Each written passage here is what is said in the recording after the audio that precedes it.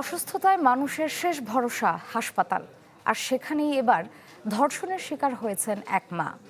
শিশু সন্তান নিয়ে নাটোর সদর হাসপাতালে ভর্তি ওই মাকে ওষুধ দেওয়ার কথা বলে ধর্ষণ করে এক পরিচ্ছন্নতা কর্মী, আর সেই ভিডিও ধারণ করে ব্ল্যাকমেল করার চেষ্টা করে আরও দুজন।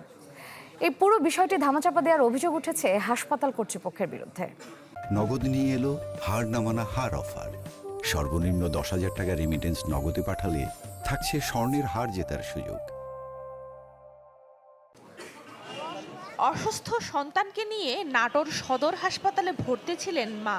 রোববার রাতে ওষুধ দেওয়ার কথা বলে তাকে ডেকে নিয়ে পাশবিক নির্যাতনের অভিযোগ উঠেছে পরিচ্ছন্নতা কর্মী অমিতের বিরুদ্ধে। ভুক্তভোগীর অভিযোগ, ধর্ষণের ভিডিও ধারণ করে অমিতের দুই সহযোগী অনিল ও প্রাঙ্গণ। বিষয়টি কাউকে না জানাতে হুমকিও দেওয়া হয়। সিসিটিভির ফুটেজ দেখে 6 তলায় গিয়ে উদ্ধার করা হয় ওই নারীকে। 6 তলায় নিয়ে গেছিল, নিয়ে যায় ও আমার সাথে খারাপ ব্যবহার করার চেষ্টা করছিল। পরে ওই দুই চেংড়া গেছে, যায় ভিডিও করছে ওইসব করার পরে ওই দুই চেংড়া আমাকে হচ্ছে যে হুমকি দিচ্ছে যে ওর সাথে যদি আমি বাজে ব্যবহার না করি তাহলে পরে ওরা সবাক দেখাবে ওই ছবি।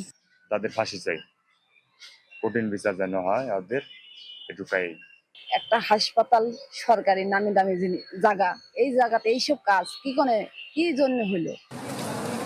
অভিযোগ, বিষয়টি ধামাচাপা দেওয়ার চেষ্টা করেছে হাসপাতাল কর্তৃপক্ষ, যদিও তা নাকচ করেছেন তত্ত্বাবধায়ক, আর ব্যবস্থা নেওয়ার আশ্বাস দিয়েছেন পুলিশ সুপার। যেহেতু এখানকার স্টাফ যে কোনোভাবে আমাদের এই মুহূর্তে আমরা দেখছি আইনের আওতায় কীভাবে নিয়ে আসা বা আইন অনুযায়ী কীটা হয় সে ব্যবস্থা নেওয়ার চেষ্টা করছি। অফিসারও গিয়েছিল, কিন্তু ওখানে গিয়ে ভিকটিম পক্ষ যাকে যে কথা কথিত যে ভিকটিম পক্ষের কথা বলা হচ্ছে তাকেও পাওয়া যায়নি। এই বিষয়ে অভিযোগ দিলে অভিযোগ অনুযায়ী আইনগত ব্যবস্থা গ্রহণ করা হবে। চাঞ্চল্যকর এই ঘটনায় হাসপাতাল কর্তৃপক্ষ ও পুলিশের ভূমিকায় ক্ষোভ জানিয়েছেন স্থানীয়রা। আনসার সদস্যরা তাদেরকে আটক করার পর হাসপাতাল কর্তৃপক্ষ ছেড়ে দিল।